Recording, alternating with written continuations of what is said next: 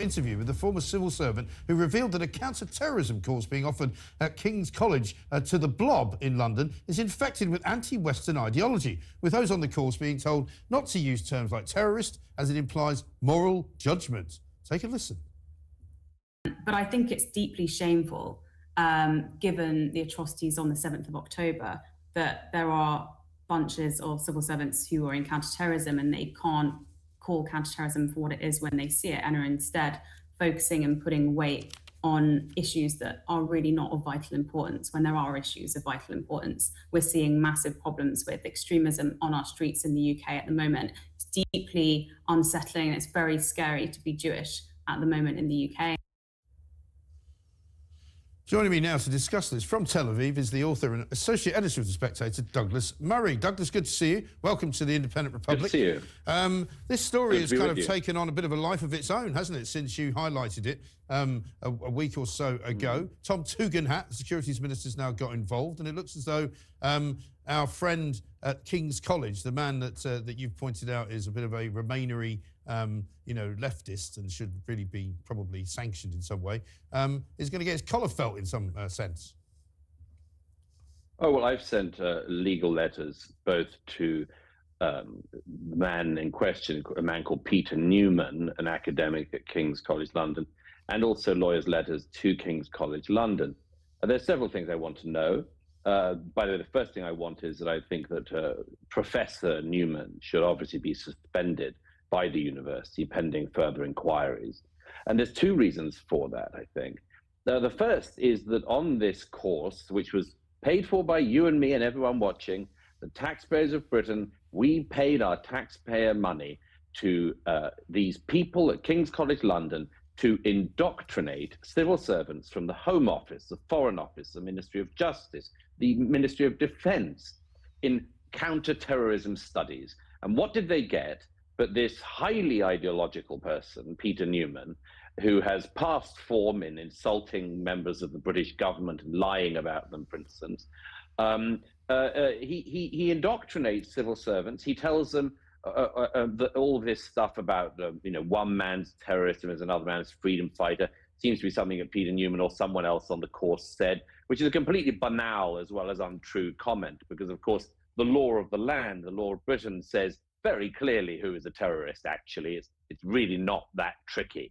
And then he went on to say that the government's own counter-terrorism prevent reviewer, Sir William Shawcross, one of the great experts in the UK, called in by the government to give advice on counter-terrorism and the counter-terrorism policy. This man Newman, this lecturer at King's College London, smeared and defamed Sir William Shawcross and totally misrepresented his findings and basically said, well, I've got my own findings, so you can work off them. And then another mistake he made, which is rather more personal for me, is that he started talking not about Islamist terrorism, which all of the government advice says is the biggest threat to our security in Britain, which it is. He started talking about so-called far-right ideology. And when asked to give examples of people who are far-right, he chose me and my friend Joe Rogan, the podcaster, who is a libertarian. He was asked what should be done about Joe Rogan and me. And this man, Professor Peter Newman, said that he credited that Joe and I have quite large platforms, particularly online. And he said it could be difficult to suppress us online, but he said, society will have to find other ways to suppress them. Now, I want King's College London to explain to me what their professor means when he says that he wants me suppressed by other means. What are those means? Who is meant to carry them out? Are they physical? What are they? There's a lot of explaining to be done. There really is. Wow, wow, wow. Douglas Murray is absolutely fired up, and he has every freaking right to be fired up. This guy, Peter Newman, writes and basically says that because he's got a platform, Joe Rogan's got a huge platform, that it's going to be hard to suppress them because they have an online presence, but there are other means of suppressing him. Douglas has every right to call this guy out. And I thought that England had these speech laws in there that anybody intimated, some sort of violence or some sort of something that they said it's left for interpretation. How come they're not investigating this Peter Newman and whatever? I mean, that's just absolutely amazing for someone to do this.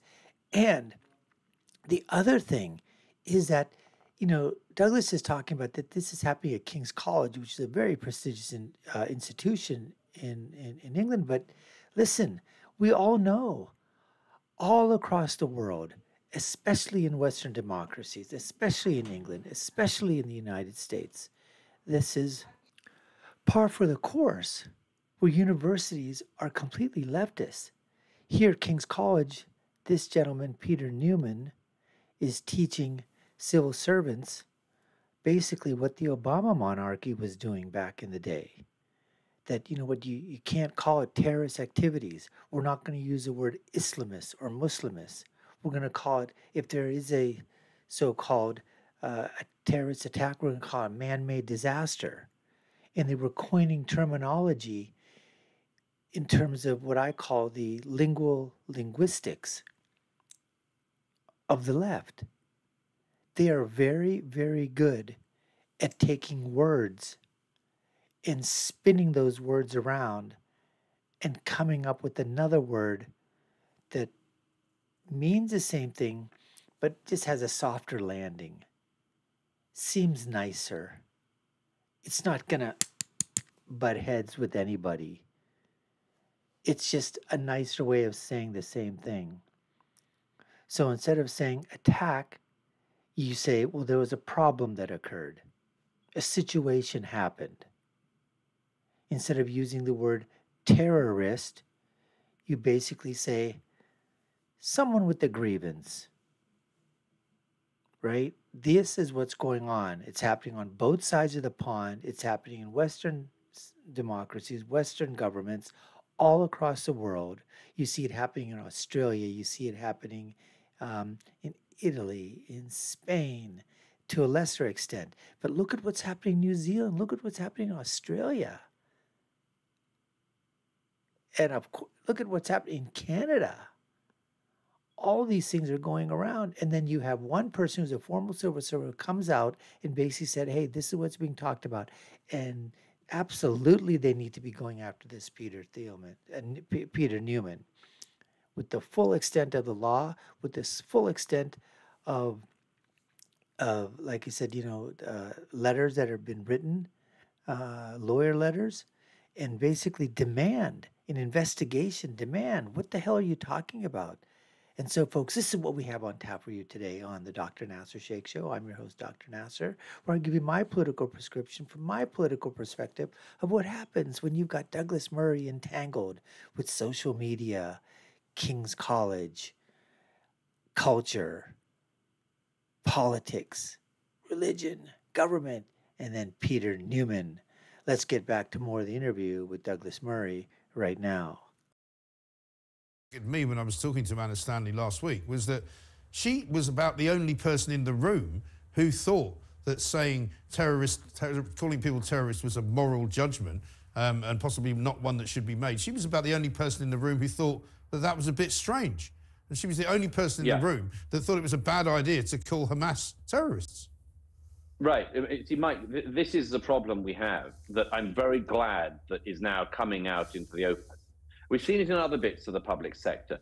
There's an example of the fact that, the Conservatives can be in government and not in power. They can have their own policies and the civil service doesn't have to pursue them. You see these civil servants that it was exposed in the piece, are sort of rather glib about Islamist terrorism, worry about whether it's Islamophobic to talk about Islamic terrorism. I mean, this is so kindergarten level. I mean, the fact that this was being discussed at a supposedly good institution like King's College London, a supposed institution of higher learning, is just amazing to me. And also we see here, Mike, the example of what happens, and I don't need to tell you this, when government just metastasizes. The Blair government set up the counter-terrorism policies that we currently have after the 7th of July 2005 suicide bombings. It has since morphed into this whole industry that people like Peter Newman suck on the teat of. This whole industry of what is terrorism and what is extremism and how do we counter it and what is it about civil society? Why do they do it? Because they don't want to be focused on what is the primary threat to the security of citizens in the UK, which is Islamist terrorism. Yes. And, you know, it is extraordinary as I've watched these programs of the British government morph and become these other things. And then the expose that we have just had shows that these civil servants are not focused on the primary threat that William Shawcross's review and government ministers and the security services say is the preeminent threat. Instead, they sit around in a lecture theatre paid for by you and me and everyone watching, and they defame people like me, and I don't mind. I can look after myself. Joe Rogan can certainly look after himself. He's actually a cage fighter. But I'm most worried about the two things. One is the fact that this lecturer could smear and lie about the government's own independent reviewer into counter-terrorism legislation in the UK, William Shawcross. And the second is a bigger question for King's London. King's College London has in recent years been in receipt of tens of millions of pounds from the government of Qatar. Yes. Now, the Qatari government, apart from running a sort of slave-owning state, a sort of serfdom state, is also the primary supporter, apart from Iran, of the terrorists of Hamas. The terrorist leadership of Hamas literally lives in Qatar. What is the responsibility of King's College London when it takes tens of millions of pounds from the terrorist supporting government of Qatar and the terrorist hosting government of Qatar? And have the Qataris got some say, perhaps, in what is taught at King's College London? Is the fact that the Qatari Hamas supporting government of Qatar also supporting King's College London something that gives a certain weight to the words of people like Peter Newman? Can they be bought? Have they been bought? King's College London and other institutions are institutions that the Qatari government wants to buy up. It wants to buy up influence. I want not only the inquiry that Tom Tugendhat, the security minister, has now instigated. I would like a further inquiry launched by the British government to find out the extent to which King's College London has been corrupted by the terrorist-supporting government of Qatar. I think that King's College London should make sure they don't start destroying files or emails fast. I think there should be a full inquiry into the extent to which King's College London has been in receipt of the money from the terrorist supporters of Qatar. And I think that an awful lot is going to be found. If they want to save their own skins, they should come clean about the extent to which they have been corrupted.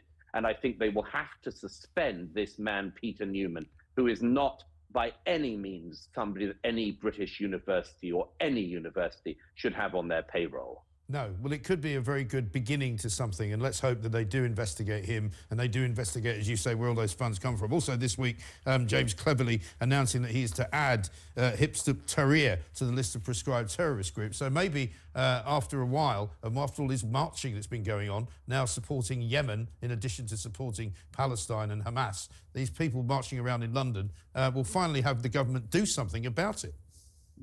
Well, I mean, I'd hope so. Hizb ut-Tahrir is an extremist group that's banned in many Muslim countries who actually are much wiser than we are in the UK about this problem. Hizb ut-Tahrir, Tony Blair said he'd ban them after 7/7 in 2005, and he didn't. David Cameron said he'd ban them, and he didn't. It has to be said that Hizb ut-Tahrir has done a rather spectacular audition for the most crazed, bearded maniacs of the week competition, week in, week out in London. Hizb ut-Tahrir's maniacs have been on the streets of London at these anti-Israel protests week after week, and have called for things like Muslim armies to arise. So finally, the Metropolitan Police and the government have recognised that actually, supporting terrorists on the streets of London isn't a great look. But there's one thing that has to be said about this, if I may say so, Mike, which is this: banning Hizb ut-Tahrir is one thing, prosecuting its leadership is another. Remember, its leadership includes, as our colleague Piers Morgan has shown, a nice NHS GP. Yeah. We'll see if people like him are arrested in the coming days. But the most important thing is the Metropolitan Police and the British government keep on doing this late catch-up. It's been consistent in their policy for 20 years now. Maniacs scream hate, jihad, all sorts of craziness on the streets of our capital. And those images go around the world.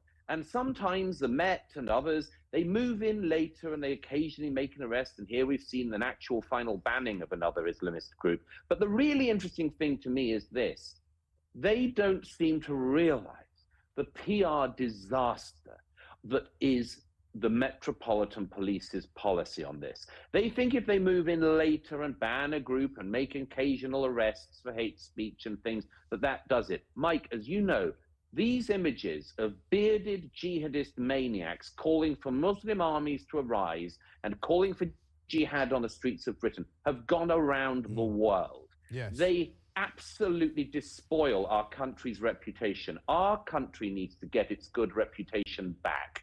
I hope this is a start, but it's by no means the end. Good to talk. Douglas, thank you very much. Wow, Douglas Murray in full attack mode. And well, he should be. What he's really talking about is a deep state. The deep state, the civil service. What we have here in the United States of America, you can do a policy, but if nobody's going to enact it, if nobody's going to send it down the chain, how's it going to be, enacted? How is that policy going to be fulfilled? They just slow walk it. And that's the problem that we have. The civil service, the bureaucracy is so leftist, so liberal, so progressive, so jaded, so tarnished, so tainted on both sides of the freaking Atlantic. And then when you tell people in the US, in the mainstream media, the alphabet networks, there's no such thing as a deep state. It's just a convenient way for the right wing and the Republicans and conservatives to bring up a boogeyman. Every time you talk about it, who do you think was going after President Trump 24 hours a day, 7 days a week after week, month after month for 4 years? And it started even before he ran for the presidency, when doing the primary sessions.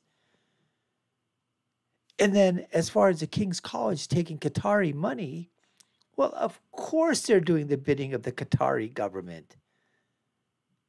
The terrorist Qatari, government that is housing the terrorists of Hamas leadership. Those are the people that are getting the millions and millions and billions of dollars, lining their pockets, drinking wine, eating fine foods, living it up, doing all kinds of things while, you've got your foot soldiers committing terrorist acts in Israel and around the world.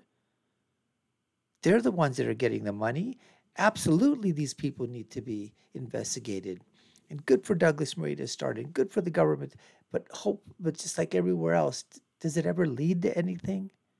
Or do they just end up having enough power to shove everything under the carpet?